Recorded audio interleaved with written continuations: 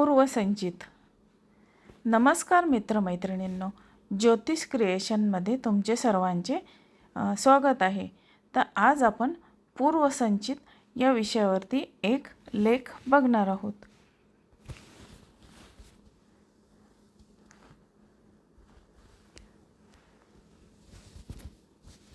ज्योतिषशास्त्रानुसार पूर्वसंचित ही संकल्पना अत्यंत गहन आणि महत्त्वाची आहे.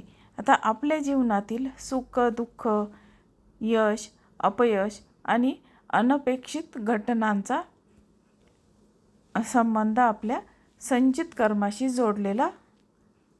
जोडलेला असतो. आता या विषयावर आधारित एक लेख आणि एक बोधकथा आपण या व्हिडिओद्वारे बघणार आहोत. तर आता आपण सुरुवात करूया. आता ज्योतिषशास्त्र आणि पूर्वसंचित. अगोदर आपण ज्योतिषशास्त्र आणि पूर्वसंचित याचं एक विश्लेषण बघूया. आता ज्योतिषशास्त्रानुसार मानवी जीवन हे केवळ योगायोग नसून ते प्रारब्ध, संचित आणि क्रियामान कर्माचा खेळ आहे.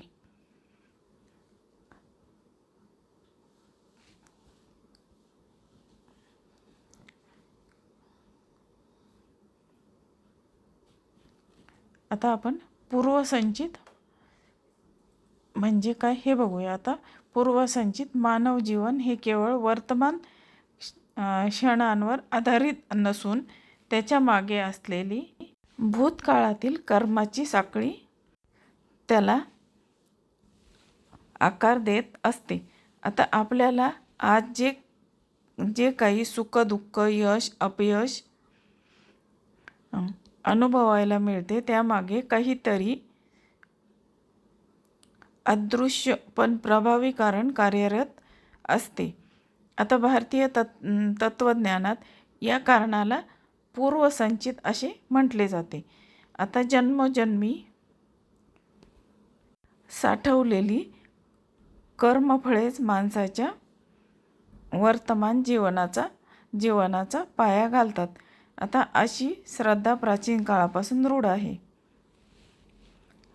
आता या सर्व संचिताचा आपल्या जीवनावर नेमका कसा प्रभाव पडतो हे आपण आधी समजून घेणे आपल्याला अत्यंत महत्त्वाचे ठरते. तर आता आपण संचित म्हणजे काय हे आपण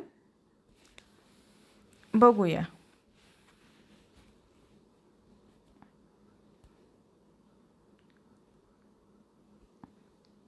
चला तर मग आता संचित म्हणजे काय हे बघण्यासाठी आपण पहिल्या भागात बघूया.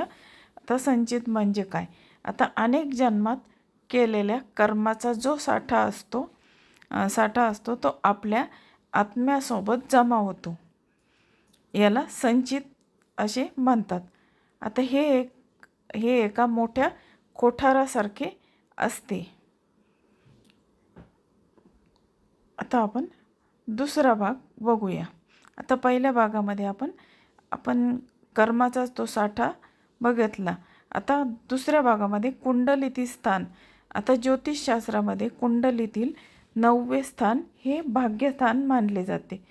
भाग्यस्थान आहे आणि 5वे स्थान हे पूर्वपुण्याईचे स्थान आहे. आता हे पूर्वसंचित कर्माचे निदर्शक मानले जातात. आता 5व्या स्थानावरून आपल्याला गेल्या जन्मात केलेल्या चांगल्या कर्मामुळे आपल्याला या जन्मात मिळणारे उपजत गुण, बुद्धी आणि प्रतिभा यांचा हा बोध आपल्याला होतो. आता हे आपण कुंडलीचे स्थान पाहिले. आता तिसऱ्या भागामध्ये ग्रहांची भूमिका बघूया. आता ग्रहांची भूमिका. आता शनिग्रह. आता शनीला कर्माचा कारक मानला जातो. शनिग्रह हा कर्माचा कारक आहे. तो आपल्या पूर्वकर्माची फळे देणारा न्यायाधीश आहे. शनिग्रह हा न्यायाधीश आहे. आता त्याचं कार्मिक ग्रह. आता कार्मिक ग्रह म्हणजे काय हे आपण पहिल्यांदा बघूया. आता ज्योतिषशास्त्रामध्ये कार्मिक ग्रह म्हणजे असा ग्रह जो माणसाच्या मागील जीवनातील कर्म, शिकवण आणि अपूर्ण धडे दर्शवतो. आता हे ग्रह आपल्या आयुष्यातील आव्हानांची पुनरावृत्ती होणाऱ्या परिस्थिती आणि आत्मिक प्रगतीशी जोडलेले असतात. आता सामान्यतः आता खालील ग्रह कार्मिक मानले जातात. आता कोणते ग्रह आहेत ते कार्मिक मानले जातात? आता पहिला ग्रह आहे राहू. राहू हा या जन्मात काय शिकायचं आहे, कुठे वाढ व्हायची आहे हे दाखवतो. आणि केतू ग्रह हा मागील जन्मात काय पूर्ण झाला आहे आणि कोणत्या गोष्टींचा अतिरेक झाला होता हे केतू या ग्रहामुळे आपल्याला समजते. आता कधीकधी शनीलाही कार्मिक ग्रह मानतात, कारण तो कर्म, शिस्त आणि शिक्षा, पुरस्कार यांचा ग्रह आहे, म्हणून त्याला शनीला सुद्धा कार्मिक ग्रह मानले जाते. आता थोडक्यात सांगायचं तर कार्मिक ग्रह तुमच्या आत्म्याचा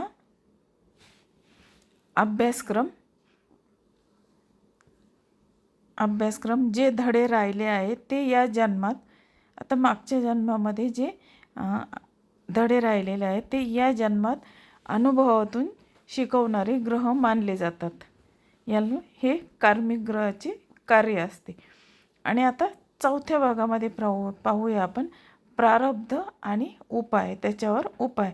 आता संचितातील जो भाग या जन्मात भोगावा लागतो त्याला प्रारब्ध म्हणतात.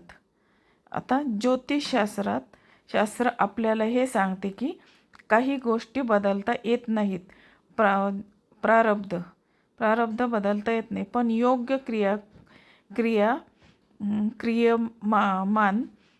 क्रियामान कर्माने सध्याचे प्रयत्न आपण भविष्यातील क्रियामान कर्माने म्हणजे सध्याचे प्रयत्न आपण भविष्यातील संचित सुधारू शकतो.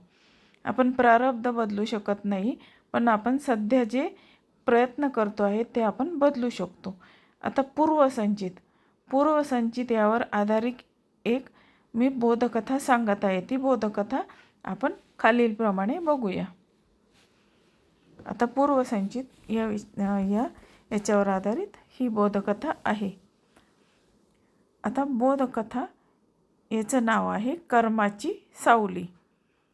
आता एका गावात सोपान नावाचा एक अतिशय प्रामाणिक आणि कष्टाळू माणूस राहत असे.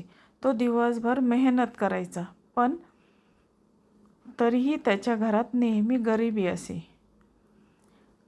आता दुसरीकडे त्याचा शेजारी विष्णू नावाचा त्याचा एक शेजारी होता. मात्र तो लबाड आणि आळशी होता, पण तरीही त्याच्याकडे भरपूर संपत्ती होती.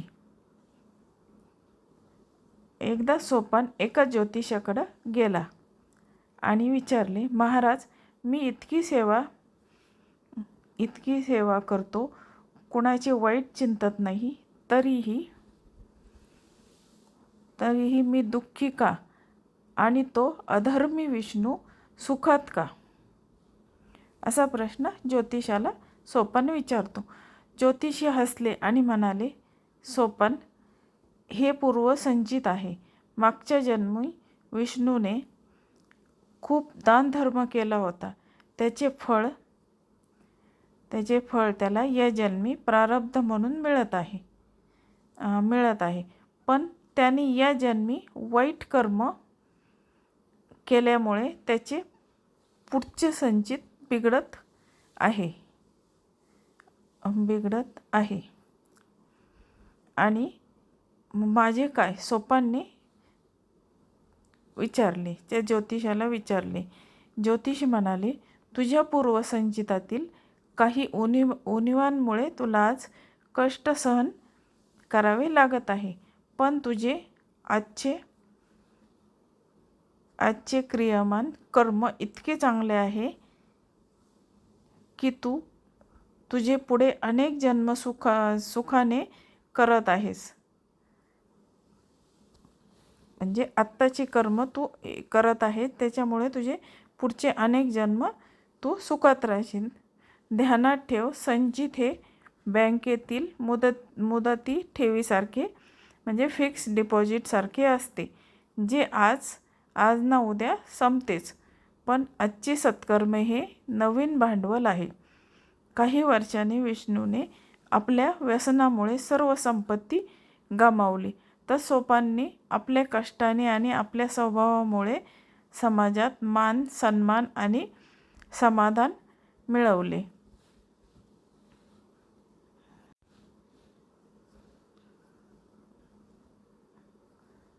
तर या गोष्टीची, या बोधकथेचे तात्पर्य इतकेच आहे की पूर्वसंचित बदलता येत नाही, पण आजचे सत्कर्म भविष्यातील भाग्योदय नक्कीच करू शकते. हे आपल्याला या बोधकथेमधून शिकायला मिळते. तर बघा मित्रमैत्रिणींनो, आज तुम्हाला मी पूर्वसंचित याची सर्व माहिती सांगितली आहे आणि त्यावर आधारित एक बोधकथा पण सांगितली आहे.